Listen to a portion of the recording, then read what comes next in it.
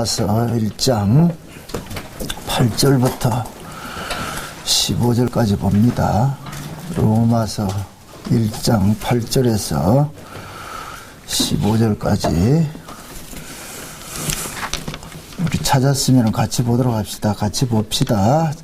첫째는 내가 예수 그리스도로 말미암아 너희 모든 사람을 인하여 내 하나님께 감사함은 너희 믿음이 온 세상에 전파됨이로다.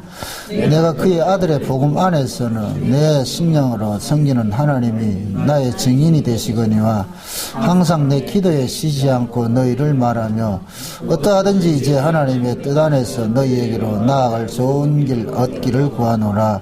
내가 너희 보기를 심히 원하는 것은 무슨 신령한 은사를 너희에게 나눠주어 너희를 견고케 하려 함이니 이는 곧 내가 너희 가운데서 너희와 너희 믿음을 인하여 피처 안위함을 얻으려 함이라. 형제들아, 내가 여러 번 너희에게 가고자 한 것은 너희가 모르기를 원치 아니하노니 이는 너희 중에서도 다른 이방인 중에서와 같이 열매를 맺게 하려 함이로되 지금까지 길이 막혔도다. 헬라인이나 야만이나 지혜 얻는 자나 어리석은 자에게 다 내가 빚진 자라. 그러므로 나는 할 수 있는 대로 로마에 있는 너희에게도 복음 전하기를 원하노라. 아멘. 기도합시다. 하나님, 바울이 로마 교회를 그토록 가기를 원한 것은 결국 그들과 복음 안에서 신령한 교제를 나누기 위함이란 걸 압니다. 바울이 로마 교회에 나누고 싶어하는 그 신령한 은사가 도대체 무엇인지 이 시간 또 말씀을 통하여서 깨닫게 하시고, 우리도 바울처럼 누구에게 나눠줄 신령한 은사가 있는지 우리 스스로 또 신앙을 돌아보는 기회가 되어지게 도와주옵소서. 예수님의 이름으로 기도합나이다. 아멘. 알다시피 바울은 율법 아래서 특심한 사람이었습니다. 율법 아래서 그 율법을 가지고서 예수 그리스도를 믿는 자들을 죽이는 데 앞장섰던 사람이 바울입니다.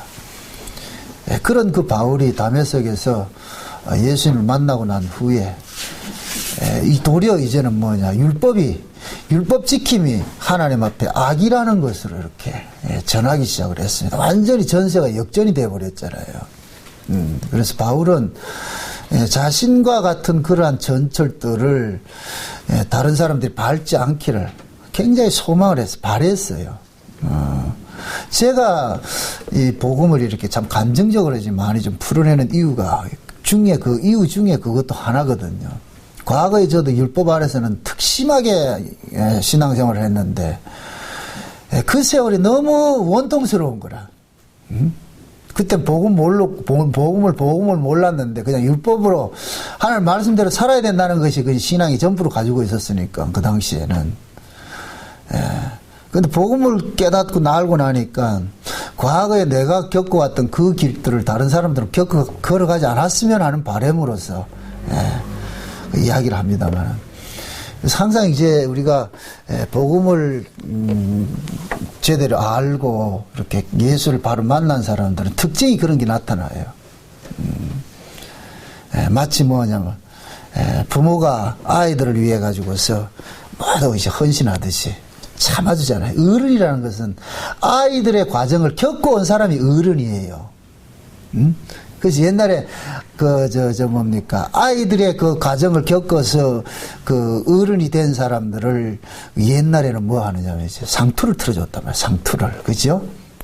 그 상투 트는 자격이 뭐냐면은 장가를 가야 돼. 장가를 가야 어른이라 그런다는 얘기입니다. 그럼 장가 가면 어른이냐? 아니에요. 장가 가서 자기가 자식을 낳고 이제 그 가정을 꾸려봐야 알아요. 근데 그 과정이 뭐냐? 그런 걸 통해 가지고서 무엇을 배워가느냐? 부모에 대한 효를 배워가는 거예요. 그것이 이제 한국의 어떤 그 조선시대는 유교적 사상을 그대로 뿌리를 가지고 있기 때문에 그것이 이제 성리학으로 이렇게 나타나고 했잖아요. 요즘에 보면은 웅룡이 나르샤라는 그런 드라마를 볼 것 같으면은 그 정몽주하고 그 고려가 멸망을 하고 이제 그 조선이 이렇게 건국이 되는 그 과정을 지금 쭉 그리고 있는데, 거기에서 주로 나오는 것들이 그 정몽주하고 정도전이하고 주로 이야기를 할 때 뭘 하느냐, 유자에 대해서 얘기를 하거든요. 유자. 에? 그 유자가 뭐냐면은 공자 사상을 자기들이 배웠던 사람이라는 거예요. 그 공자 사상은 뭐냐? 충이에요. 한마디로 말하면 충. 그래서 저는 뭐 정몽주가 우리 조상이지만은 별로 안 좋아해요. 그 드라마상에서.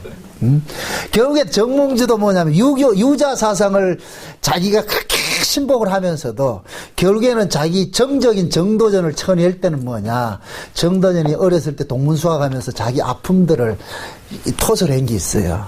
사람들이 내가 첩의 아들이라고 사람들이 놀리는데 난 그걸 확실히 모르겠다. 그래서 그 아픔들을 자기 친구였던 그 정몽주에게 얘기를 했는데, 나중에 이 정몽주가 그 정도전을 정적이 돼가지고 쳐내야 되는데 죄목이 없는 거라. 근데 그 죄목을 하나 뒤집어 씌운 게 뭐냐, 그 어렸을 때 정도전이가 자기한테 한이 맺혀가지고 한 이야기를 그걸 가지고 문서 조작해가지고서 뭐냐, 첩의 자식이 양반 행세한다. 그 유자 하면서 그 짓을 하고 있다니까. 그랬어요. 그게 정몽주도 그렇고 정도전이도 그렇고, 정도전이가 하는 또 그건 뭐냐면은 개민수전이 이래 한 것은 토지를 몰수해서 백성들에게 나누지, 꼭 요 지금 시대에 말할 것 같은 진보주의라. 진보주의. 재벌 해체시켜가지고 노동자 나눠주자. 응? 제가 지난번에 블로그 글 쓸 때 공산주의에 대해서 이야기를 한 게, 공산주의 이론은 참 좋아요. 사도행전 2장을 본따가지고 했으니까, 칼 마르크스가 했으니까. 근데 뭐를 하나 간과했다? 죄인을 간과한 거예요. 죄인을. 칼 마르크스가 독일이 그때 막 이렇게 2차 대전 당시 그런 일들이 일어나고 내가지고서 산업혁명이 일어나고 이렇게 해가지고 자본가들이 공장을 지어가지고서 제품을 생산하고 노동자들은 거기 들어가가지고서 노동을 하면서 월급 받고 한단 말이죠. 근데 마르크스가 신학자거든요. 가만히 보니까 자본가들이 동양 차려가지고서는 돈은 떼돈을 벌고 있는 거라. 노동자는 돈이 많지를 않는 거예요. 월급 몇 푼 줘버리고. 이건 뭐 잘못됐다. 그래가지고서 뭐냐, 평등하게 나눠야 안 되냐. 그게 사회주의 이론이거든요. 사회주의 이론. 사회주의에서는 개인 자선을 허락하지 않는다니까. 그렇게 해서 더불어서 잘 살자. 멋있잖아요. 옛날 노무현이 그랬잖아요. 그래서 피자 크게 키워가지고서 어떻게 하냐, 나눠주자. 개뿔이 피자가 있어야 나눠줄 게 있지.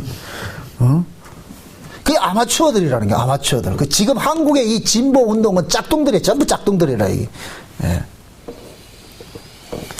근데 거기서 강구한 게 뭐냐, 죄인이라는 사실을 강구한 게 칼 마르크스가. 죄인은 제도를 아무리 만들어놔도 안 된다니까. 그 칼 마르크스의 사회주의 이론을 현실 속에서 혁명으로 이뤄낸 사람이 레닌이라니까.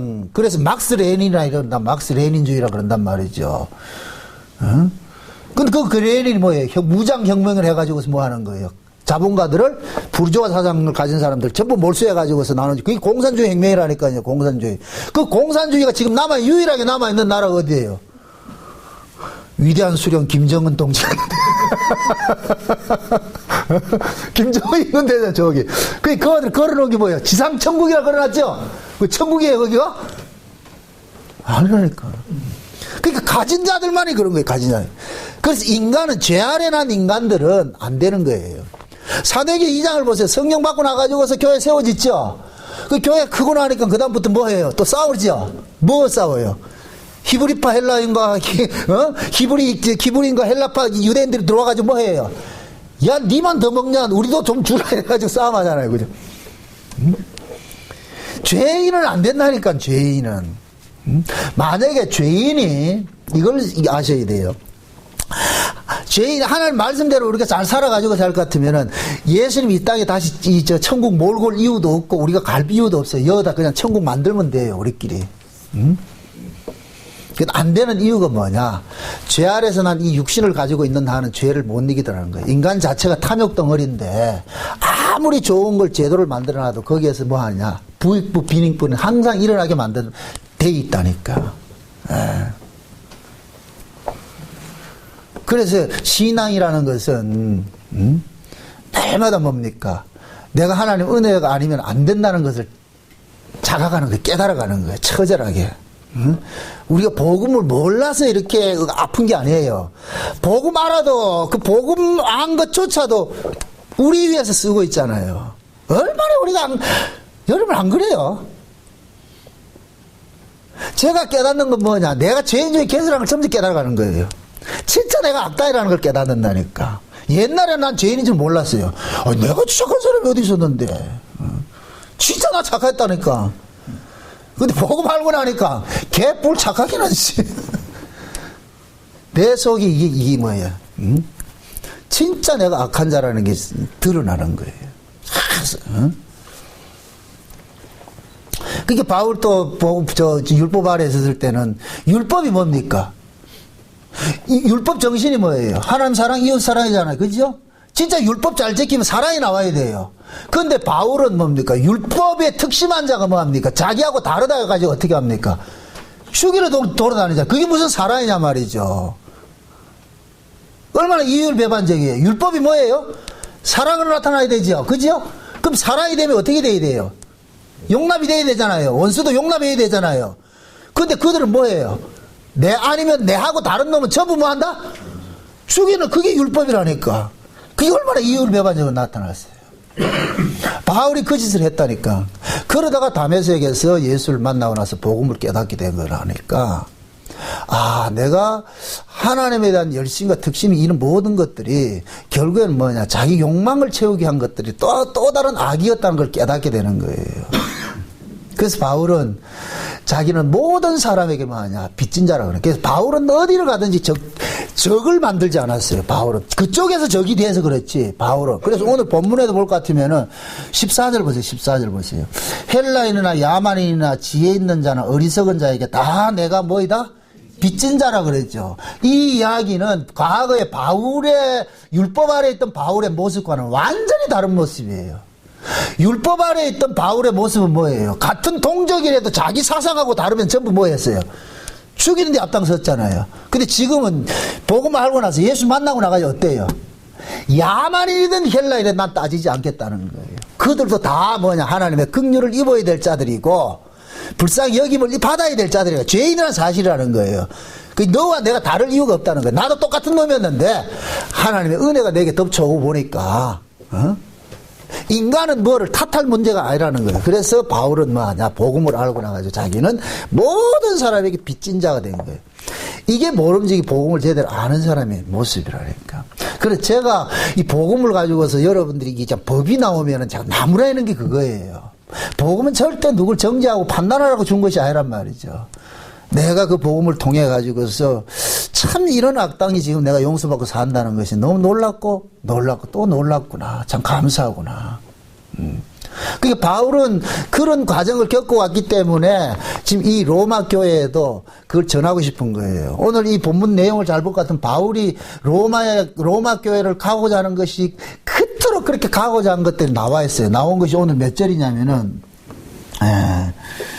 뭐예요? 11절에 보니까 내가 너희 보기를 심히 원하는 것은 신령한 은사를 너희에게 나누어 주어서 너희를 견고케 하려 함이니라. 이 말을 여러분들이 배경을 알아야 되는 것이 로마의 교회는 바울이 개척한 교회가 아니에요. 로마는 자생적으로 생겨난 교회예요. 자생적으로 생겨난 교회인데, 그런데 그 로마에, 그 당시에는 그 로마가 전 세계 패권 국가였으니까 이스라엘도 점령을 했기 때문에 이스라엘의 예루살렘에 좀 그가 똑똑한 사람들, 옛날 그 바벨론이 이스라엘을 함락시키고 나가지고 거기서 똑똑한 놈들을 전부 어디로 데려가잖아요. 그죠? 포로로 잡고. 그때 잡혀간 사람 누구예요? 다니엘과 사드락과 메삭과 아벤노고 이런 사람들이 잡혀갔잖아요. 뭐 느헤미야 뭐 이런 사람들 전부 다 잡혀갔단 말이죠. 그러듯이 로마도 그 정책을 할 때 했을 때에 거기 있는 예루살렘에 있던 유력한 사람들을 로마 본토로 붙잡고 이렇게 붙잡고 간 거예요. 그렇게 했는데. 근데 그렇게 가다 보니까 어떤 자생적으로 뭐가 생겼냐. 교회가 생겨나게 됐다니까. 그 바울이 그 소식을 들은 거예요. 로마에도 교회가 있다는 소식을 듣고. 그런데 바울은 그 당시에 이제 염려가 뭐냐면은, 뭐예요. 초대교회 안에 항상 이단들이 창고를 했거든요. 그게 초대교회 여러분들이 이단이 있는데 그 이단 두 가지를 알아야 돼. 저거 안 꼽았는데 저거. 이단 두 가지 이단이 있는데 그 두 가지 이단이 뭐냐면은 영지주의하고 율법주의예요. 율법주의. 이 두 이단이 있었다니까. 영지주의는 어떤 영지주의, 뭐냐면은, 예. 물러야 된다고. 하나님 말씀대로 사는 것이었고, 어? 참 말이, 그거 하니까 헷갈리잖아, 지금 내가. 왔다 갔다 하니까. 영지주의 사상들은 뭐냐면은, 이원론으로 해가지고서, 하나님 말씀 아는 거하고 사는 거하고 따로따로 한 거예요, 따로따로. 꼭 지금 이 시대 누구와 같으냐면, 복음 안다고 하면서 지 맘대로 사는 사람들이, 이 꼭 영지주의예요. 저는 그런 사람들을 올바로 신앙 안 봐요. 그 영지주의라고 하죠. 지금 늘 얘기하잖아요. 초대교회에 졌던 그 이단들은 지금도 있어요. 어느 시대고 있다니까. 교회가 존속하는 날은 초대교회에 일어났던 그런 그 이단들 사상은 계속해서 일어나고 있는 거예요. 그래서 우리가 성경을 통하여서 바울이 사도들이 싸웠던 그들과 지금도 우리는 싸워야 된다니까. 똑같이 그렇다니까. 그러니까 그 영지주의 이단들은 뭐 어떻게 하느냐. 하나님 말씀 아는 것하고 사는 것을 이원로 시키는 거예요. 이원화 시켜가지고서 우리가 구원을 받는 것, 영혼이 구원받는 거기 때문에 몸뚱이는 이거는 더러운 것이다. 그래서 구원은 뭐냐? 진리를 깨달아가지고 구원받는 거다. 깨닫는 거. 그것이 지식으로 되는 거예요. 지식으로. 머리에 지식으로 남아가지고서. 그러니까 알면서 뭐냐? 몸은 뭐냐? 지 마음대로 사는 거예요. 옛 모습 그대로 사는 거예요. 구원이라는 것은 전인적인 거예요. 아는 것과 믿는 것이 하나가 되어야 되는 것이에요. 예. 아는 것 따로 있고 사는 것 따로 있고 아니에요. 안다는 것 자체가 곧 뭡니까? 반드시 뭐가 동반이 된다? 삶이 따라와야 아는 것이 맞는 것이지요. 여러분들 학교 시험을 보는데 내가 그 문제를 알았을 것 같으면 거기다 뭐를 써야 돼요? 답을 써야 되잖아요. 그죠? 답을 써야 아는 거예요. 머리만 알고 있는 게 아는 게 아니고. 그래서 삶이란 것은 반드시 뭐냐면은 그 사람이 알고 있는 것이 삶으로 이렇게 드러나게 돼 있어요. 그래서 예수님께서는 마태복음 7장에서 그 얘기를 하는 거예요. 열매를 가지고서 뭐를 안다 그래요? 나무를 안다 그러잖아요. 열매를 가지고서. 거기서 말하는 열매를 무엇을 말해요? 삶을 말한다는 게 삶을. 그래서 삶이 강화된 신앙은 그건 허사야. 그건 가짜라니까. 근데 영지주의는 뭐냐? 삶을 강화해버린단 말이죠. 깨달아서 구원받는 거니까. 그 깨달아서 구원받는 것 같으면 그건 불교라니까, 불교. 불교는 뭐냐? 도를 깨달아서 내가 신이 되는 거예요. 그래서 불교에서는 깨닫는 자를 뭐라 그래요? 지혜를 깨달은 자를 뭐라 그래요? 부처라 그런다, 부처. 그게 불교는 누구를 믿는 게 아니에요. 내가 신이 되는 거라니까. 내가 도를 깨치면 신이 된다니까. 그래서 내가 신선이 돼. 신선이 되면 도솔천에서 내가 뭐 하느냐? 신이 돼서 노는 거예요. 거기서 나온 것이, 도끼자루 썩는 줄도 모르고 노는 거. 이 세상 것이 다 초월해버리고. 그게 영지주의의 한 그런 모습들을 드러나는 거예요. 그게 기독교로 자리 잡을 것 같으면은 뭐가 되느냐. 말씀 따로, 신앙 따로, 삶 따로 돼버려요. 지금 이 시대에 이런 사상들이 교회 안에 팽배해 있다니까. 특히 복음 안다고 하는 사람들. 복음 아는 것을 가지고서 뭐 하느냐면은 자기 사욕을 쫓아가는 데서 이용해 보죠. 도구로 쓰지. 그거 아니란 말이에요. 바울은 이런 과정을 다 봤기 때문에 그들과 지금 뭐 하냐 싸우고 있는 거예요. 그리고 그 다음에 또 뭐 하냐면은 그 이단이 뭐냐면 율법주의거든. 율법주의. 응? 율법주의는 그 뭐냐? 내가 하나님 말씀대로 살아서 의로워진다는 거예요. 의로워진다는 거. 그러니까 의를 위해서 이렇게 말씀을 이렇게 접근하는 것은 그건 전부 뭐가 되느냐? 율법주의, 비복음이 돼버리는 거예요. 우리가 하나님 말씀대로, 신자가 하나님 말씀대로 사는 건 당연한 거예요. 그죠? 당연한 것인데, 하나님 말씀대로 사는 것을 의롭다 이러면 안 된다니까. 제 말뜻을 잘 이해하세요. 저는 하나님 말씀대로 사는 걸 장려해요. 살아야죠. 그렇게 살아야죠. 왜? 하나님의 말씀 자체가 하나님께서 자기 백성들에게 던져준 뭐냐? 좌표란 말이죠. 신앙의 표본이란 말이죠. 나는 이런 인간을 원해 이거예요. 이런 인간을 원해. 그게 하나님 말씀대로 성경대로 그대로 말씀대로 사는 사람이 있어요. 누구예요? 예수님이었다니까. 하나님은 그걸 원하는 거예요. 그렇게 살아가는 것을. 그런데 그렇게 살아야 우리가 의롭게 된다는 걸 제가 반대하는 거예요. 의롭게 되는 것은 우리가 말씀대로 살아서 의로워지는 것이 아니고 예수 그리스도를 믿음으로써 의로워지는 거예요. 그러니까 바울이 지금 로마 교회에서 가가지고 전하고 싶은 것이 이거예요, 이거. 그래서 로마 교회에다가 복음을 전하고 싶은 거예요. 그래서 몇 절이에요? 15절. 그러므로 나는 할 수 있는 대로 로마에 있는 너희에게도 뭐를 전하기를 원하기라? 복음 전하기를 원한다 그래요. 복음 전하기를. 그러니까 로마에 생겨진 그 로마 교회는 아직까지 이 복음의 깊이를 모르는 거예요. 바울이 깨달은 그 복음의 깊이를 모른단 말이죠. 그래서 바울이 이 로마서를 쓰면서 교리적인 부분과 실천적인 부분을 두 개를 써주는 거예요. 이 로마서가. 그래서 로마서 1장부터는 11장까지는 계속해서 바울이 강조한 내용이 뭡니까? 모든 인간들은 죄인인데 유대인의 헬라인이나 다 똑같은 인간이다. 다 하나님 앞엔 다 죄인이다. 그러면서 뭐하냐? 주로 유대인들이 자기들이 율법 지킨 걸 가지고서 의롭다고 까불고 있으니까, 자랑질하고 있으니까, 그래서 뭐 하느냐? 율법 지킨 것은 절대 의가 아니다. 그래서 하나님께서 뭐냐? 율법 외에 다른 의를 주셨는데 그것은 예수 그리스도를 믿는 믿음으로 난 의다. 그걸 계속 1장에서부터 11장까지 뭐 하는 거예요? 설명을 쭉 해줘야 되잖아요. 그죠? 설명을 해놔놓고. 그러면은 예수를 믿는 게 도대체 뭐냐? 그냥 머리로 지식적으로, 그때 당시에는 영지주의들이 있으니까 머리로만 아는 지식자들이 있었으니까 지식으로만 아는 것이냐? 아니라는 거예요. 그것이 실체적으로 삶에서 구체적으로 드러나게 되어 있다는 게, 그게 12장부터 16장까지 내용이라니까. 그래서 12장에서 16장까지의 그 내용을 보면은 하나님께서는 자기 백성들에게 은사를 줬는데, 성령의 은사를 줬는데, 그 은사를 받은 사람들은 교회 안에서 이러이러한 모습으로 섬기는 모습으로 나타나고, 남을 나보다 낮게 여기는 모습으로 나타나고, 다양한 모습으로 나타나느냐? 예수님과 같은 그러한 삶의 모습들이 드러나게 되어 있다는 거예요. 이건 우리가 만들어내라는 얘기가 아니고 성령이 그 속에서 그런 일들을 만들어내더란 말이죠. 그러니까 이 두 가지잖아요. 먼저 교리적인 이야기를 하고 그 다음에 뭘 얘기하라고? 실천적인 이야기를 쭉 하잖아요. 그러니까 이 부분에 대해서 바울은 로마에서 들려오는 이런 소식들을 듣고서 그런 부분들이 약하니까 바울이 빨리 자기가 가가지고서 내가 너희들에게 이걸 좀 나눠주고 싶다는 거예요. 그 교제하고 싶다는 거예요. 교제하고 싶다는 거예요. 응? 왜 그래요? 바울은 그런 것들을 알기 때문에 그러잖아요. 율법 외에 다른 의를 외칠 때에는 바울이 율법 아래서 자기도 의롭게 되려고 그렇게 열심히 했던 사람이잖아요.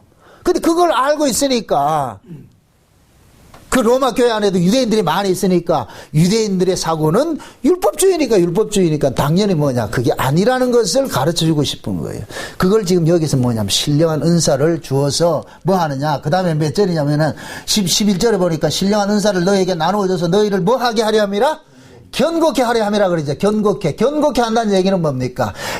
이게 꼭 뭐냐면은 고추 모종을 딱 심어놔놓고 이 비바람에 흔들리지 않도록 하기 위해서 옆에 뭐를 하나 딱 세우죠. 지지대 하나 딱 세워놔가 어떻게 합니까? 끈을 가지고 이렇게 묶어놓죠. 그죠? 그 끈이 딱 이렇게 묶여지면은 그 연약한 이 고추 모종이 지지대에 묶여져 있으면서 바람이 불면 조금은 흔들릴 수 있어도, 그러나 꺾인다 안 꺾인다?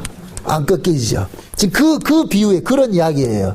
지금 교회 문명이, 하나님 교회는 맞아요. 로마 교회가 맞는데, 근데 아직까지 그 교회가 처음에 생겨지고 나가지고 여러 가지 이단 사설들이 교회 안에 들어왔으니까, 어떤 교회든지 이단들은 다 있었으니까, 그러니까 그들에게 뭐하냐, 바울이 깨달았던 그 복음을 좀 나눠줘 가지고서 좀 같이 뭐 하느냐, 넘어지지 않도록 견고하게 좀 해주고 싶은 거예요. 여기 보세요. 아는 사람하고 모르는 사람하고 하면 누가 더 답답해요? 진짜로? 아는 사람이 훨씬 답답해요. 알기 때문에 답답하다니까. 그래서 알면은 반드시 뭐가 동반되냐? 눈물이 나온다니까. 그래서 구약에서는 요 아는 자들을 나타나는 것이 뭐냐? 선지자라 그러고 선견자라 그래. 선견자. 선지자나 선견자나 이런 것들은 거의 같은 의미인데, 먼저 뭐냐면 하나님께서는 선지자들에게 세워가지고 하나님의 뜻을 알려줘요. 하나님의 뜻을.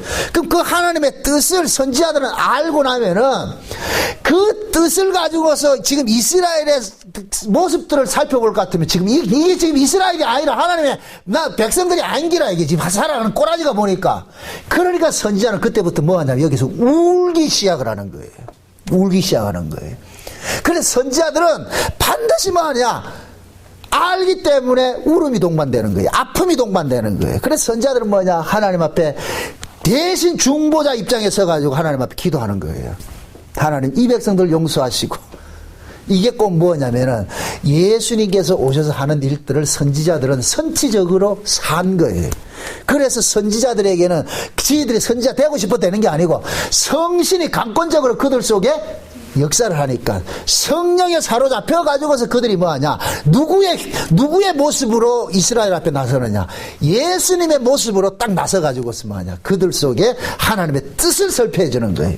그럼 하나님의 뜻이 그 이스라엘 속에 증거될 때마다 이스라엘의 악이 뭐 하느냐, 고발당하는 거예요. 그래서 구약의 이스라엘 백성들은 선지자가 출현했다 이 얘기는 이스라엘은 볼장 다 봤다는 얘기, 이제 끝장났다는 거예요. 끝장났다.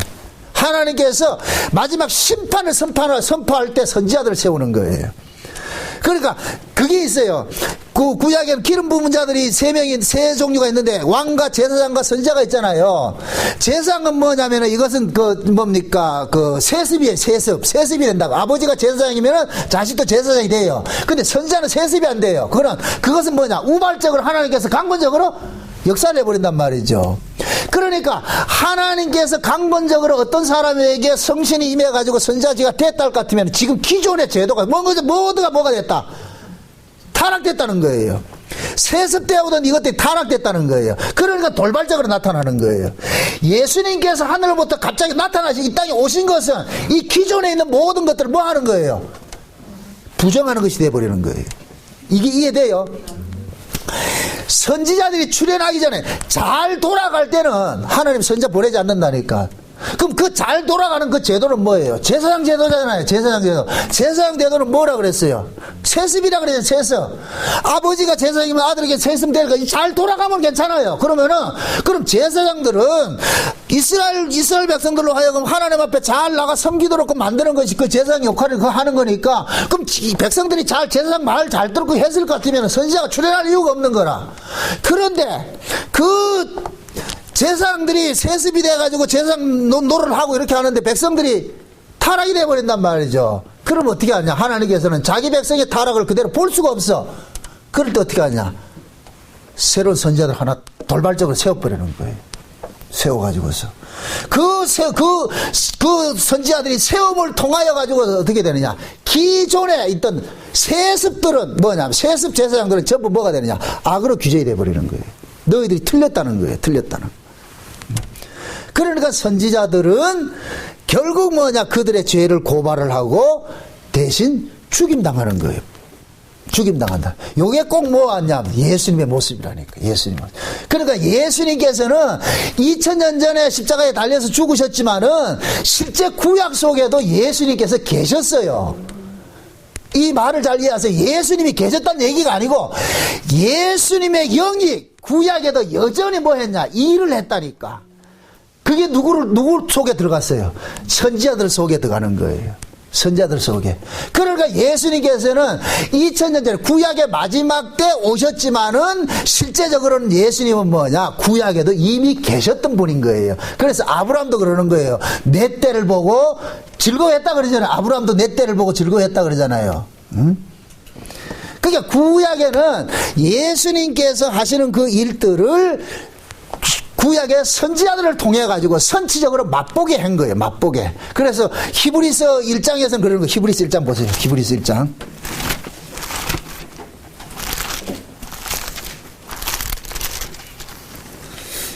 히브리서 1장입니다.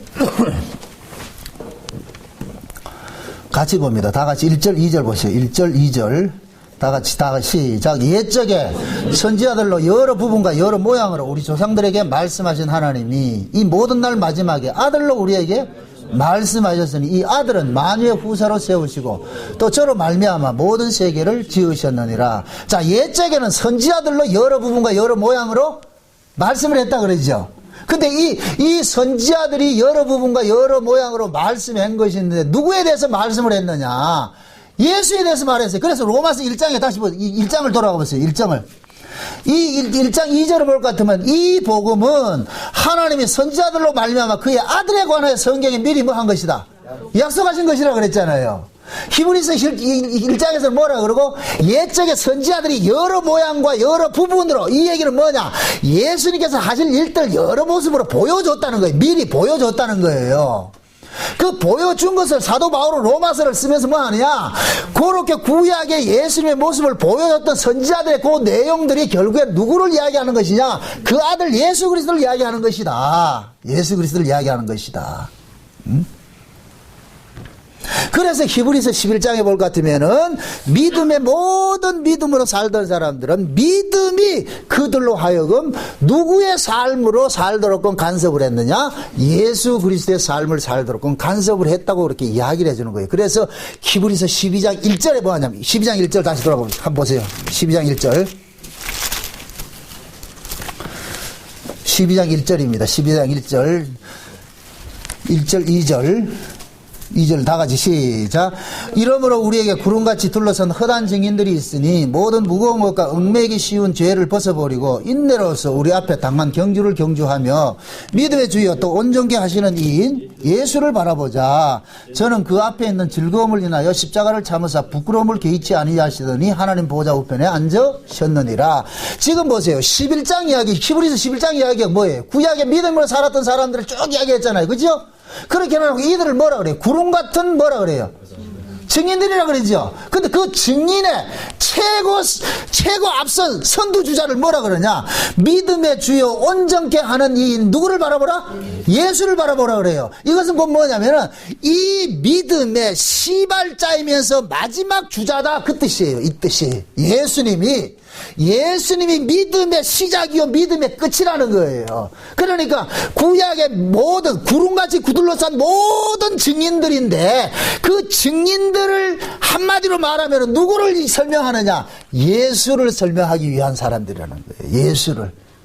그래서 아브람도 예수를 위해서 살았고 노아도 예수를 위해 살았고 그래서 히브리서 11장에는 보면 누구부터 나오는 거예요? 11장 그 앞에 볼 것 같으면 제일 먼저 나타나는 게 누구예요? 아벨부터 나오죠. 믿음으로 아벨이 나오죠. 아벨 그죠? 자 다시 보세요. 11장 1절 보세요. 믿음은 바라는 것들의 실상이요 보지 못한 것들의 증거예요. 믿음이 뭐냐? 보지 못하는 것을 증거하고 바라는 것들의 실상을 증거해 주는 것이 믿음이 그것이 믿음이 하는 일이에요. 그런데 그 믿음이 와가지고서 무엇을 가르치느냐? 보이는 세계를 통해서 보이지 않는 세계를 보게 하는 것이 믿음이 하는 일이에요. 보이는 이 세계를 통해서 보이지 않는 세계를 보게 하는 것이 믿음이 하는 일이에요. 그러면 그 보이는 이 세계에서 일어나는 이 일들은 전부 보이지 않는 세계에서 기인된 일들이라는 것을 말해주고 있는 거예요. 거기에서 나타나는 것이 첫 번째 타자가 누구냐? 아벨부터 나타나는 거예요. 아벨부터. 그럼 아벨의 이야기부터 쭉 거슬러서 인간들 이야기가 나오는 것은 이들은 전부 어디에 관한 이야기를 말해주고 있느냐? 보이지 않는 세계에서 약속된 것들을 이야기를 해주고 있다는 거예요. 그럼 보이지 않는 세계에서 일어났던 그 약속된 세계 일이 뭐예요? 창세전 언약이지요. 그 창세전 언약이 뭐예요? 예수님의 피 흘리심으로 자기 백성이 죄와 사망 가운데서 건져져서 거룩하게 되어가지고 하나님 아들들 되는 것이 되잖아요. 그래서 그 하나님의 아들들이 된 자들이 뭐 하는 거예요? 하나님 앞에 나아가서 그 은혜와 영광을 세세토록 참여하는 것이잖아요. 이게 지금 뭐예요? 죄인이 구원받아 예수로 구원받아가 천국 가서 뭐 하는 거예요? 할렐루야 찬송하는 거지요. 그게 모델로 다 담겨져 있잖아요. 그 일들을 구약의 아벨스부터 예수님이 오실 때까지 모든 인간들 속에 하나님께서 적용을 시킨 거예요. 그게 믿음으로 이 일들을 했다는 거예요. 그래서 12장 1절에 가가지고서 요런 사람들 전부 하늘에 있는 구름 같은 뭐이다? 증인들인데 그 증인의 첫 번째 주자하고 마지막 주자가 누구였다? 예수 그리스도라 그러는 거예요. 그래서 예수 그리스도를 바라봐라 이렇게 하는 거예요. 그러면 우리는 뭐냐? 구약의 선지자들을 통해서 누구를 바라봐야 돼요? 그렇죠. 예수를 바라봐야 되죠. 예수를 찾아내야 되죠. 예수를 설명하기 위해서 아브라함이 나온 것이고 노아가 나온 것이고 아벨이 나온 것이고 이해되죠? 모세가 나온 거예요. 그 모세를 보면 안 되고 모세를 통해서 나타난 예수를 봐야 돼요. 예수를 봐야 된다니까. 모세가 예수란 얘기가 아니고, 이해되죠? 그래, 제가 이스라엘 백성들이 애굽에서 나와서 가나안까지 갈 때 두 지도자가 있는데 이 두 지도자 모두는 누구를 상징한다 그랬어요? 두 예수를 상징한다 그랬잖아요. 애굽에서 나오는 그 예수는 애굽에서 출애굽을 시키는 이 지도자는 뭐냐? 어린 양의 피를 발라가지고 끄집어내는데 이건 모세가 했어요. 이건 뭐냐? 예수님께서 오셔서 자기 피로 죄 아래 있던 자기 백성들을 건져내는 일을 하는 거예요. 이게 예수님께서 육체로 오셔서 하신 일이고, 그 다음에 그 어린 양이 피 발라가지고 광야로 나온 자들에게 뭐냐, 구름기둥 불기둥으로 이래서 40년 동안 그들을 뭐합니까? 양육을 하지요. 그 광야에서 양육을 그래서 이 사도행전 7장에서는 스데반이 하는 이야기가 그 광야를 일컬어서 뭐라 그래요? 교회라 그래요. 교회. 그러니까 40년 동안 교회 생활을 한 거예요. 교회 생활. 그 교회에서 뭐 했느냐? 날마다 하늘로서 내리는 만나 이야기를 해준 거예요. 만나를 주면서 이야기를 해주는 거예요. 그 만나를 예수님께서 오셔서 뭐라 그래요? 너희들이 구약에는 모세를 통해서 만나를 먹었는데 그 만나가 누구다? 나라 그러잖아요. 내가 하늘로서 내려온 산떡이라 그러잖아요. 산떡이라. 그러니까 40년 동안 모세가 광야에서 누구를 가르쳤느냐? 예수를 가르치는 거예요. 쉬운 얘기로. 지금 이해돼요? 그렇게 가르쳐진 자들이 마지막 가나안 땅에 넘어간다니까. 가나안 땅에 들어갈 때는 그때는 뭐냐? 모세는 죽어버리고 그 다음에 누가 나타나요? 모세가 죽었는데 시체에 있다 없다? 없죠. 그 모습이 누구 모습이에요? 예수님. 그렇죠. 예수님 모습이죠. 그래서 모세는 뭐냐? 모세가 죽고 나가지고 시체가 없어져 버렸죠. 모세가 죽고 나서 시체가 없어졌는데 그 모습으로 나타난 것이 여호수아라니까. 또 여호수아가 모세다 이러지 말고 지금 말 뜻을 알겠어요? 그러니까 여호수아는 뭐라 그러냐? 여호수아를 시작을 할 때 모세, 시종, 여호수아 이렇게 나오는 거예요. 그것은 시종이라는 얘기는 모세에게 복속된 자 얘기, 모세에게 복속된 자. 그럼 이것을 신약식으로 이해할 것 같으면은 육체로 오신 예수 그리스도가 십자가에 죽으시고 시체가 없어. 그분 올라가셨어. 그분 올라가시고 그분을 통해서 오신 분이 왔어. 누구예요? 성령이죠. 성령. 그래서 여호수아는 성령으로 오신 예수 그리스도를 상징한다 그러죠. 그래서 성령이 오심으로 인해서 비로소 뭐가 되느냐? 여기가 뭐가 형성이 돼요? 가나안 땅이 형성이 되는 거죠. 가나안 땅이. 근데 가나안 땅이 빈 땅이다. 원수들이 있는 땅이다. 원수들이 있는 땅이죠. 성령이 우리 가운데 오심으로 인하여서 우리 안에 있는 원수들이 있는 거예요. 가나안 칠족성이 이 속에 자리 잡고 있다니까. 거대한 건족이 여기 있다니까. 이놈들이. 바울의 로마서식으로 빌릴 것 같으면 하나님의 말씀을 어기게 하는 이 법이 한 놈이 자리 잡고 있는 거예요. 그 바울은 두 법이 있다 그랬잖아요. 그죠? 두 법이 있잖아. 두 법은 어떤 법이에요? 하나의 법은 하나님 말씀대로 살고자 하는 법이고, 하나는 하나님 말씀대로 안 살자고 하는 법이잖아요. 그죠? 그럼 하나님의 말씀대로 살고자 하는 법은 언제 왔어요? 나중 법이죠. 원래 있던 법은 뭐예요? 하나님 말씀대로 살기 싫어하는 법이잖아요. 근데 나중에 온 법이 딱 들어오니까 하나님 말씀대로 살기 싫어하는 이 법이 더 강한 놈인 걸 알게 되는 거예요. 그러니까 뭐가 되느냐? 여기에서 뭐가 나오느냐? 탄식이 나오는 거예요. 그래서 신앙은 우리가 성공하는 모습으로 나타나는 것이 아니라니까. 이게 비밀이에요. 이게 비밀. 우리는 한국교회에서는 성령 충만 받아가 천사 되라고 가르치는데 죽었다 깨도 천사 안 돼요. 성령 충만 받으면은 받을수록 내가 악마라는 게 드러나요. 악마라는 게. 아, 나 이거 안 되는구나 하는 거. 자기 처절한 자인식이 일어난다니까. 자인식이. 난 안 되는구나. 상한 심령이 일어난다니까. 통해하는 심령이 일어난다니까. 이럴 때 왜 그래야 되냐? 그래야 뭐가 되냐? 그리스도 때문에 내가 사는구나 하는 것이 되는 거예요. 그리스도 때문에. 그래서 성령으로 오신 예수님께서는 우리 안에 오셔가지고, 성령이 오셔가지고서 우리 안에 있는 원주민이 있다니까. 내 안에 또 다른 놈아 있다니까. 내 안에. 요걸 잘 표현한 것이 누구냐? 조성모가 부른 가시나무라니까. 가시나무세. 아, 이게 유행가도 복음이라니까. 내 속에 내가 너무도 많아. 나라는 놈이 있어가지고 내 안에 진짜 내 안에서 자리를 틀고 보좌에 계셔야 될 그분을 자꾸 밀어내는 거예요. 그래서 우리 복음성 중에 그게 있죠. 예수 우리 왕이여 이곳에 오셔서 보좌로 임하사 항상 나를 다스려 달라 그러죠. 마음은 그렇게 되는데 실제 어떻더라? 우리는 맨날 예수를 뭐 해요? 린치를 가고 죽이잖아요. 우리는. 네? 그래서 여기서 뭐 하냐? 내 속에 또라는 내가 있어가지고 가시나무 같이 쿡 찔러대는 거예요. 그게 우리 모습이라니까, 우리 모습. 근데 율법주의는 뭐냐? 요 속에 있는 요 가시나무를 뽑아내가지고서 여기서 뭐 하느냐? 에덴 동산 만들자 이거거든. 말은 좋지요. 근데 안 되는 이유가 있다니까. 왜 그러냐? 내가 아까 처음에 공산주의 이론을 가지고 얘기를 했죠. 왜 안 되냐? 죄 때문에 안 되는 거예요. 죄 아래에서 팔린 몸 때문에 안 되는 거예요. 그래서 우리가 사도 바울이 몸의 구속을 기다린다 그러는 거예요. 몸의 구속을. 이 몸 가지고는 죽었다 깨도 안 되는구나. 그래서 하나님 앞에 이 몸 받고 주세요 하는 것이 몸의 구속이에요. 그래서 구원의 궁극적인 목적은 어디까지 가느냐? 몸을 받고 치게 하는 데까지 가는 거예요. 이해돼요? 그래서 이 죄 안에서 난 몸은 죽여버리고 하늘로 난 몸을 주시는 거예요. 그 하늘로 난 몸을 입을 때 우리는 뭐와 같이 누구와 같이 되느냐? 예수가 되는 거예요. 예수가. 이해돼요? 비로소 하나님의 아들들이 된다니까. 예수가 된다니까. 예수가. 그래서 천국에는 누가 가느냐? 예수가 가는 거예요. 예수가. 예수로 나아진 자들이 가는데 그 예수로 나아진 자들이 예수라니까. 아, 이게 실감이 안 나, 이게 지금. 계시록 14장에 보세요. 보세요. 시온산에 갔는데 14만 4천 명이 서 있는데 전부 이마박에 누가 이름이 써 있더라? 그럼 그 사람이 예수지. 지금 이게 실감이 안 가, 지금.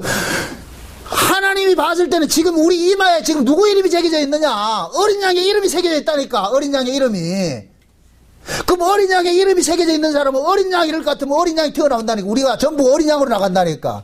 그래서 구원을 우리가 독자적으로 받는 것이 아니고 예수 안에서 받는다 그러는 거예요. 예수 안에서.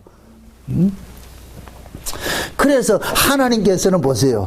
예수님 한 분 죽였다가 예수님 한 분 부활시켜서 예수님 데려가면은 그 속에 지금 누가 다 들어있느냐?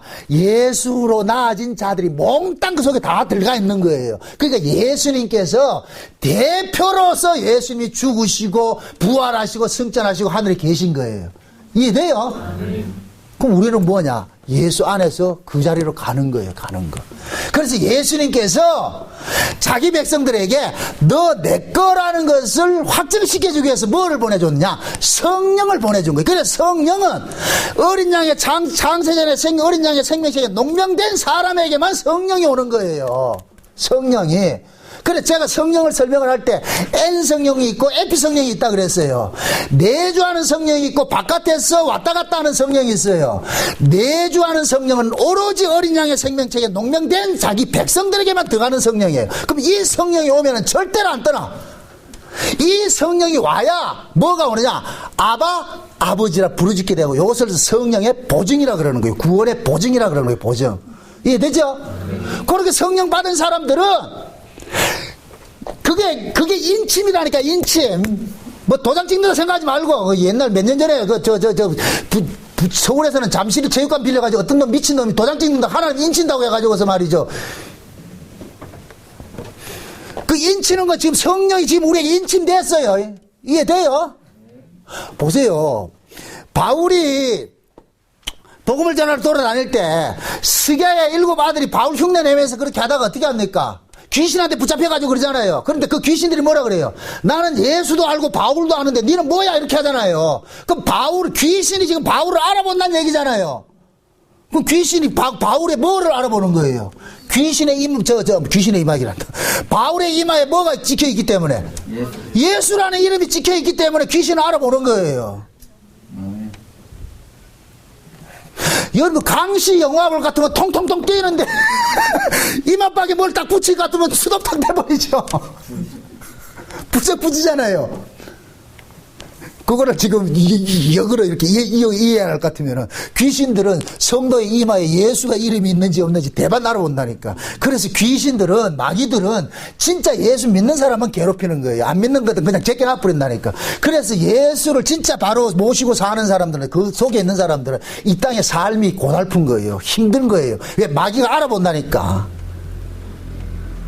그래서 저는 그래요. 여러분들이 신앙생활을 제대로 하지 못할 때 집구석에 자꾸만 어떤 일들이 일어나면 저는 감사합니다. 아주 주여 고맙습니다.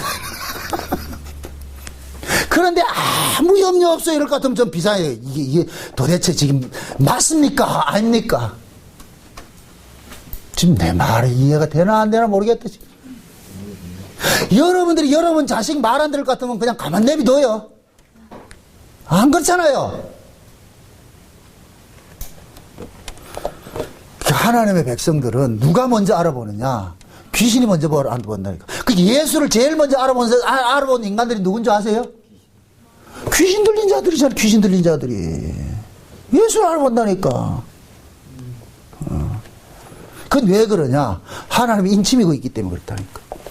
그래서 성령 받은 사람들은 그때부터 뭐 하느냐? 이 땅에 표적이 돼버리는 거예요. 누구의 표적? 마귀의 표적이 돼버리는 거예요. 마귀의 표적. 그래서 마귀가 그 예수님을 바라본 그 귀신들이 하는 이야기들이 뭐예요? 왜 내 때 우리 때가 아직 안 됐는데 왜 왔습니까? 이러잖아요. 그죠? 그럼 그 얘기예요. 예수님께서 왜 오셨느냐? 마귀의 일을 멸하러 하셨단 말이죠. 마귀의 일을 멸하러 왔단 말이죠. 그러니까 마귀들은 예수님을 만나게 될 것 같은 비상이 걸리는 거예요. 왜? 자기들이 쫓겨나야 되니까 이제. 그 일들이 일어나야 되니까. 그러니까 진짜 예수 그리스도를 품고 사는 사람들은 뭐 하느냐? 이 땅에 살아가는 삶이 아픔들이 일어나는 거예요. 아픔들이. 그런데 유대교 율법주의자들은 뭐냐? 하나님의 자녀가 된 것을 가지고서 프리미엄을 갖고 얻어서 뭐 하냐? 이 땅에서 부귀영화 누리고 행복하게 잘 사는 것으로 꿈꾸고 있단 말이죠. 이게 유대주의자들이거든요. 율법주의자들이거든요. 고로한 그 사고가 뭐를 가리냐? 예수 그리스도 복음을 가려버린다니까. 그래서 바울은 이런 사고들을 그 초대교회 당시에 너무 팽배한 것을 알기 때문에 로마 교회에 가가지고, 그 로마가 어떤 곳이에요? 세상 권력의 뭐예요? 중심에 있는 곳이잖아요. 거기에 바울이 가고 싶은 거 하는 거예요. 가가지고서 너희들이 알고 있는 그 복음이 진짜인지 가짜인지 한번 확인도 해보고. 그래서 이게 지금 로마서 구조를 잘 볼 것 같으면은 바울이 계속해서 로마서 1장에서 11장까지 계속해서 율법에 다른 의의를 설명을 한다는 얘기는 지금 로마 교회가 무슨 의의에 지금 붙잡혀 있다는 얘기예요. 그렇죠. 우리 이재현 집사님 똑똑해서 잘 나옵니다. 율법에 의해 사로잡혀 있으니까 그 소리를 하는 거예요. 너희들이 지금 잘 못 알고 있다. 그래서 내가 너희들에게 신령한 은사를 나눠주고 싶어 해서 내가 너희들에게 가고 싶어서 그렇게 했다. 그래서 너희들에게 가가지고 복음 전하기를 원한다 그러잖아. 복음 전하. 왜? 바울은 알았기 때문에. 알았기 때문에. 그래서 바울은 아픈 거예요. 바울은 예수를 만나고 나서부터 그때부터는 뭐냐? 온 동족의 아픔들을 자기 혼자 다 걸머지는 거예요. 아파하는 거예요. 아파한다니. 이게 복음을 아는 사람이 나타나는 특징이라니까. 그래서 여러분들이 진짜 복음을 알면은 이 복음 아는 것을 가지고서 남한테 잘났니 못났니 이래 판단하면 아직까지 그건 모르는 거예요. 그게. 그 복음 알미 뭐냐? 안타까움으로 나타나야 돼요. 그 안타까움에 우리가 할 수 있는 것은 뭐냐? 기도하는 거예요. 저 사람이 복음 모를 것 같으면은 옛날 같으면 죽여 했는데 나쁜 놈을 했는데 지금 뭐하냐? 주여 내 눈을 열고 내 마음을 열어서 복음이 들려지고 깨달아지고 보여졌던 것 같이 저 사람에게도 보여진 은혜, 동일한 은혜를 허락해 주소서. 그럴 때 지금은 내 왼수 같은 인간이지만은 그 은혜가 그에게 임했을 때는 왼수가 변하여 뭐가 된다? 친구가 돼버리는 거죠. 친구가. 이해돼요? 그러니까 우리는 모두 친구를 삼아야 되는 사람이지 원수 삼을 된 그 대상이 아니라니까. 우리는 왜? 사랑이 빚졌기 때문에. 그래서 부부간에도 마찬가지예요. 복음을 아는 사람은 항상 뭐냐? 부부간에도 져준다니까. 믿음 좋은 아내하고 믿음이 조금 부족한 남편하고 이렇게 할 것 같으면 항상 믿음이 좋은 아내가 양보를 많이 하죠. 져주지요.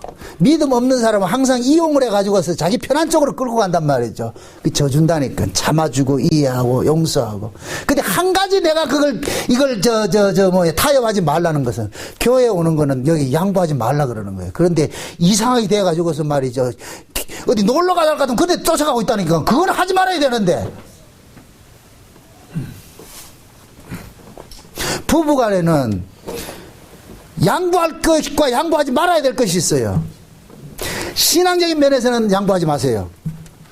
비본질적인 면에서는 다 양보하시라고. 평상시에는 잘해주시라고. 회사 갔다 올 것 같으면 한마디 해주고 말이죠. 카스도 한 병 받아가지고 말이죠. 참 풀게 해주고 그렇게 해주라고. 그렇게 해서 주일날 다 교회 모시고 나오고 말이에요. 예배 드리기나. 그렇게 해서 그 사람이 빨리 믿음이 자라가고 말이죠. 하나님 복음에 대해 깊이 알아갈 것 같으면 나중에 어디 놀러 가자는 소리 안 한다니까. 잘 해주라고. 믿음이 자랄 때까지. 그럼 나중에 내가 편해지죠. 응? 그런데 내가 그렇게 믿음이 있는데 내가 어른이지 하면서 그 사람이 신랑이 맨날 주일날 어디 놀러 가자 할까 같이 따라간다. 그거랑 믿음 있는 게 그건 남자가 해라니까. 그거 쫓아가면 안 되죠. 좀 극단적으로 얘기를 해가지고서 아주 놀러 가려면 주일날 놀러 가면 이혼 도장 찍자. 도장 찍고 가든 말든 영원한 얘기다. 그런 자세가 돼야 된다니까. 양보할 게 있고 양보하지 말아야 될 게 있고. 이해돼요? 그래서 믿음을 받은 사람들은 항상 뭐냐, 아픔이 동반돼요. 아픔이 동반돼. 그래서 바울이 그러는 거예요. 내가 이 믿음을 받고 보니까 로마 교회 너희들하고 별다르겠느냐. 내가 빨리 쫓아가가지고 너희들에게 내가 받은 이 풍성한 이 복음들을 나눠주고 싶다는 거예요. 그리고 또 하나 다시 로마서 보세요. 로마서 1장 보세요. 다시.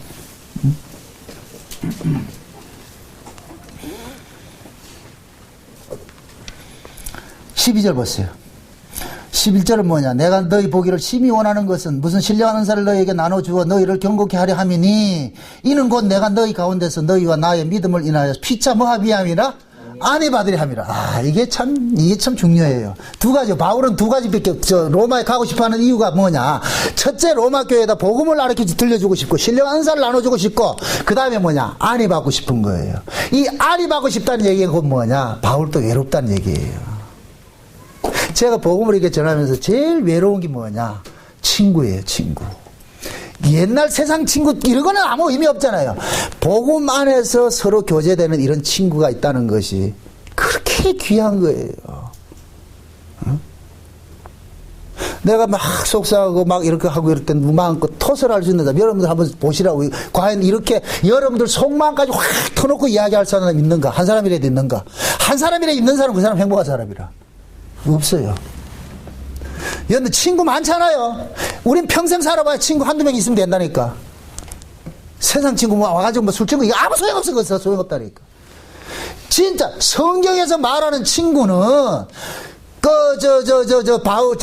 예수님께서 누가복음 12장에 아까 제가 오전에 그 얘기를 했잖아요. 수많은 무리들이 쫓아오고 이렇게 했을 때 예수님께서 뭐냐, 제자들 불러가지고 내가 너희들을 친구라 한다 그러잖아. 친구라 한다. 이 친구라는 것은 유대적 그 배경을 알아야 돼요.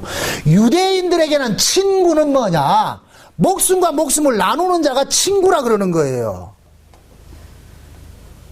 옛날에 한국 사람이 유대인들 미국에 그 유학 가가지고서 유대인들하고 사귀는데 한국 사람은 그 사람을 그렇게 좋아하고 친구로 대접을 해줬는데 그 유대인 이 친구는 이 사람 한국 사람을 친구로 대접을 안 하는 거예요. 그래서 이 한국 사람이 삐지가지고서 야 이 새끼야, 나는 니를 말이야 내 진짜 친구로 대접해 줬는데 니는 왜 나를 친구로 대접하지 안 해주느냐 이렇게 하니까 그 유대인들 하는 이야기가, 유대인들이 친구라 할 때는 그 사람의 모든 인생을 내가 감당할 수 있을 때 친구라 그런다는 거예요. 이럴 때는 뭐냐, 그 목숨과 내 목숨과 결탁이 되는 거예요. 이게 친구 개념이라니까. 그래서 예수님께서 제자들을 친구라 이렇게 했을 때는 이건 뭐냐, 목숨과 목숨이 뭐가 되느냐, 결탁이 되는 거예요. 이렇게 친구가 됐을 때는 뭐가 되느냐, 모든 정보를 공유하게 되는 거예요. 키노애랑 모든 것들을 공유하게 되는 거예요. 이게 친구 개념이라니까. 이것이 우리나라 사회에서는, 한국 사회에서는 가장 잘 보여줄 수 있는 것이 중마고예요. 중마고. 우리 어렸을 때 친구를 중마고로 하잖아요. 그렇죠? 뭐냐, 발가벗고 고추 내놓고 발가벗고 뛰놀던 친구가 진짜 친구거든요. 그런 친구들한테 뭐가 되냐, 흉허물 없는 걸 다 뭐 하는 거예요, 내놓고 하는 거예요. 이런 친구가 있어야 돼. 이런 친구가 있어야 된다니까. 그럼 이것을 복음적으로 이야기를 했을 때 진짜 복음을 알게 될 것 같으면 이 복음 안에서 그 어떤 이야기들 마음껏 이렇게 교제할 수 있는, 이런 교류할 수 있는 이 친구가 과연 있냐? 없어요. 그래서 진짜 우리의 친구는 누구밖에 없냐? 예수님밖에 없어. 예수님 앞에. 그래서 여러분들 그러는 거예요. 은밀한 골방 기도를 하라 그러는 거예요. 골방 기도 하라니까 또 어디 뭐 그 방 하나 얻어가지고 그 골방, 그게 골방이 아니고 은밀하게 교제할 수 있어야 돼. 하나님 앞에 있는 그대로를. 그래서 기도할 때는 여러분들 만들지 말라 그래요. 옛날 내가 율법 아래 했을 땐 기도를 하루에 12시간씩 했을 때 그럴 때는 기도를 만든다니까. 내가 만들어요. 좋은 소리 하려고. 교회에서 특히 대표기도 시켜볼 것 같으면은 좋게 들려. 청중들한테 좋게 들게 하려고 자꾸 만든다니까. 그 기도는 그런 게 아니에요. 물론 대표기도 할 땐 그렇게 하세요. 오늘 우리 김소원 집사님 기도 참 잘해 주셔가지고 아주 고마워요. 응? 하는데 진짜 내가 하나님 앞에 주님하고 기도할 때는 그런 기도하면 안 된다니까. 이건 골반 기도해야 돼. 그때는 토설해. 나를 발가벗겨야 돼요. 발가벗겨서 내 속에 있는 모든 것들을 다 토론해야 돼. 비밀이란 게 있으면 안 돼. 그분 앞에 딱 섰을 때. 이해돼요? 이 기도를 함으로 인하여서 뭐냐, 우리 안에 있는 모든 죄가들을 다 토해내는 거예요. 주여 내가 이렇습니다. 주여 내가 이렇습니다. 그럴 때 하나님께서 그 위로를 받으셔야 돼. 여러분들이 그 위로를 받으셔서 이 위로가 될 때 여러분들 세상을 이기는 거예요. 그래서 여러분들 복음 받으면 외로워요. 제가 굉장히 힘든 게 그거예요. 외로움이에요. 외로움. 아무도 알아주지 못해요. 내가 유일한 이 처소면 이 골방이란 말이죠. 이 서재실 저는 골방이에요. 골방. 진짜 외로워요. 이게 마음이. 이게 뭐 대화가 돼야지 안 되니까. 그래서 늘 뭐냐 하나님 앞에 직고를 하는 거예요. 하나님. 울 수밖에 없어요. 응? 누굴 탓하고 하니 그게 문제가 아니고 내 문제란 말이야. 내 문제. 응? 목사도 이 복음 전하면서 갈등이 많이 느낄 때가 있어요. 이 갈등이 많단 말이죠. 응? 어떻게 목사이기 때문에 때로는 성도들의 어떤 그런 모습들이 말이야 신앙이 이렇게 겉도는 그런 모습을 보면 안타까움이 막 일어난단 말이죠. 그럼 어떤 때 보면은 특유의 어떤 법이 작동할 때 있어요. 그럼 법이 나오면 안 된단 말이에요. 법이 나오면 안 된단 말이에요. 그러니까 싸우는 거예요.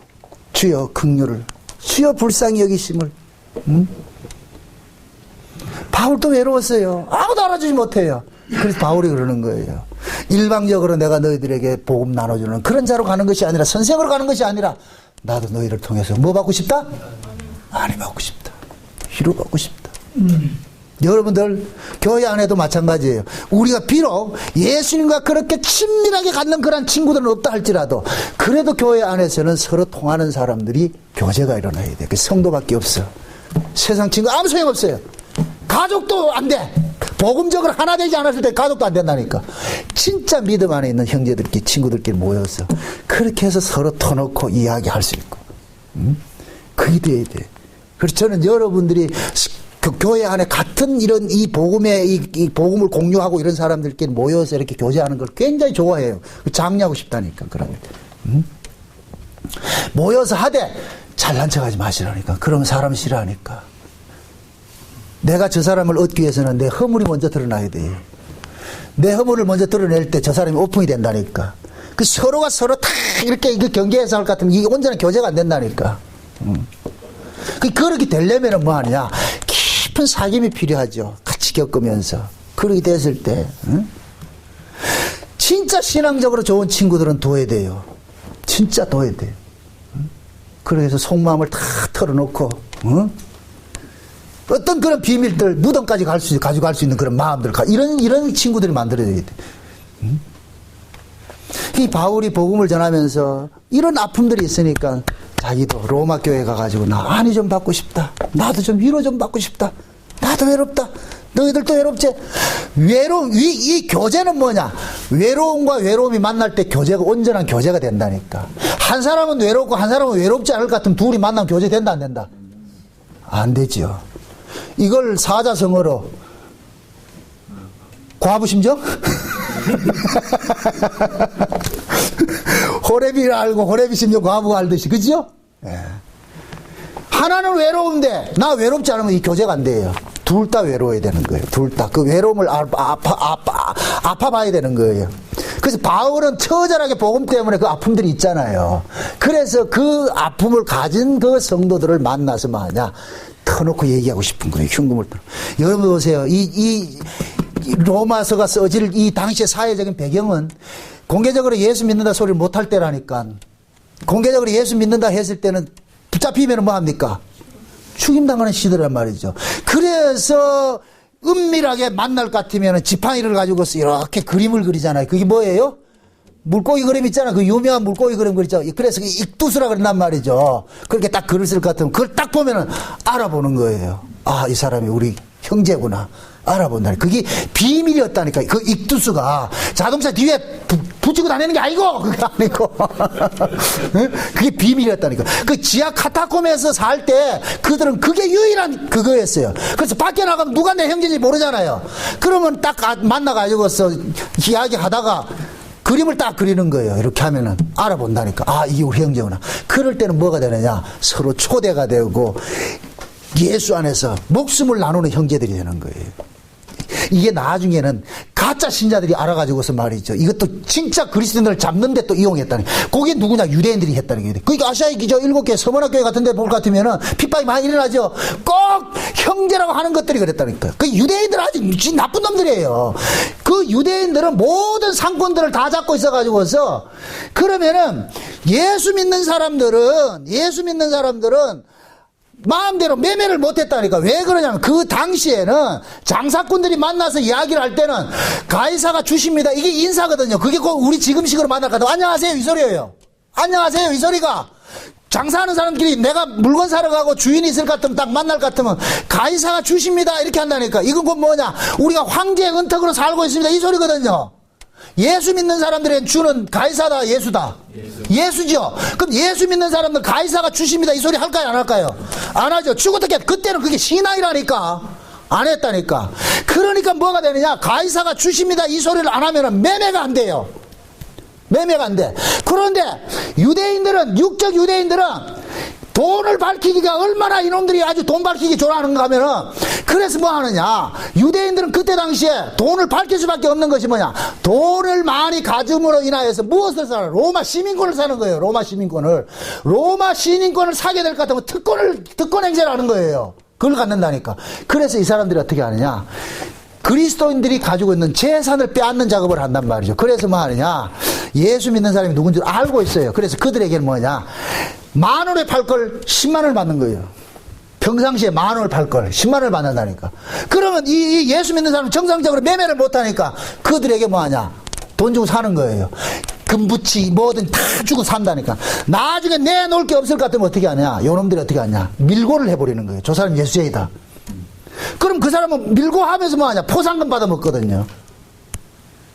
그럼 결국 누구한테 죽느냐, 육적 현계라고 하는 인간에게 죽는 거예요. 그러니까 예수님께서 네 집안 식구가 왼수라 그러는 거예요. 쉬운 얘기로. 지금 이해돼요? 그래서 항상 육에 속한 형제라고 하는 자들이 죽인다니까. 그 사람들은 그걸 뻔히 알고 죽는 거예요. 그렇게 해서. 그게 최초로 나타났던 666이라니까. 666. 응? 그것이 뭐냐, 가이사는 주십니다 이런다니까. 가이사. 그래 매매가 됐다니까. 응? 그러니 그 당시에 예수를 믿는다는 것이 얼마나 외롭고 힘들었는지 바울은 그걸 처절하게 느끼는 거예요. 그래서 그러는 거예요. 내가 이렇게 마음을 흉음을 터놓고 이렇게 위로받고 위로하고 있으면 그런 친구들이 원한다. 그래서 바울이 그 로마의 교회를 그렇게 가고 싶어 하는 거예요. 왜? 그 로마 적진 깊숙이 거기에 교회가 세워졌다 그러니까. 그래서 그렇게 보고 싶어 하고 가서 나누고 싶어 하고 그러는 거예요. 이게 참 신앙을 가지고 있는 사람들의 마음이라니까. 그죠? 여러분들도 마찬가지예요. 복음을 이렇게 알다 보면, 이 복음으로 깨닫고 알다 볼 것 같으면 외로움이 와요. 외롭다니까. 그때 그 외로움들을 다른 사람한테, 저 육적 신자들한테, 이 복음 모르는 사람한테 백날 얘기해봐야 나중에 돌아오는 게 이단 소리밖에 안 돌아온다니까. 그게 언제나 교제가 안 되죠. 그럼 진짜 교제는 뭐냐? 같은 교회 안에 이 말이 서로 통하고 생각이 통하는 이런 사람들끼리 모여가지고 거기 두세 사람이 모인 그곳에 예수님이 계신 거예요. 그걸 이야기한다니까. 이해돼요? 그런 사람들이 모인 그 모리가 곧 뭐냐? 교회가 천국인 거예요. 거기에 예수 안에서 형제로서 위로받고 말이죠. 우리 교회 안에는 서로가 이 뭐가 되냐? 이런 형제들이 돼야 돼. 이런 친구들이 형성이 돼야 된다니까. 그래서 바울이 로마서를 쓰면서 그걸 생각하고서 로마서를 쓰고 있는 거예요. 내가 너희들한테 가서 이 복음 전하고 너희들한테 더 위로받고 싶고 우리 같이 친구 돼서 예수 그리스도 한 번 중간에 모셔놔 놓고 너 나 생명을 서로 걸고서 담보하면서 서로 나눌 수 있는 그런 관계를 우리가 갖고 싶다. 이게 교회의 모습이고 복음이 갖고 있는 내용이에요. 부디 여러분들이 이 복음을 통해서 외롭고 참 진짜 쓸쓸하고 이렇게 할 때마다 그래서 먼저 우리의 진짜 친구는 누구다? 예수님이니까 예수님 앞에 모든 것을 토설하고 그래서 은밀한까지 다 고백을 내어놓고 그 다음에 진짜 복음 안에서 교제할 수 있는 그런 사람들 친구를 사귐을 가지세요. 복음 안에서. 그게 필요해요. 왜? 마지막 이때 복음으로서 우리가 산다는 자체가 외롭기 때문에. 근데 하나님께서는 반드시 뭐하냐? 그 외로움들을 달래줄 친구들을 붙여주신다니까. 비록 100% 완전하지는 못하지만은 어차피 우린 다 불완전하니까. 그러나 그런 친구들이 만날 것 같으면 그때는 뭐하냐? 서로 주거니 받거니 말이야. 그걸로 인해서 여러분들이 위로를 받고 교제하고. 그렇게 해서 여러분들이 이 땅에서 예수 믿는 것 때문에 당하는 그 아픔들을 위로받는 일들이 일어나야 돼. 부디 여러분들끼리도 서로 친구가 돼가지고서 위로하고 교제하는 그러한 일들이 많이 일어나시기를 주의 이름으로 축원드립니다. 기도합시다. 아버지 하나님 감사합니다. 복음 안에서 우리가 살아간다는 것이 너무나도 어렵고 힘든 삶인 것을 우리가 압니다. 참 외롭습니다. 누가 알아주지 못합니다.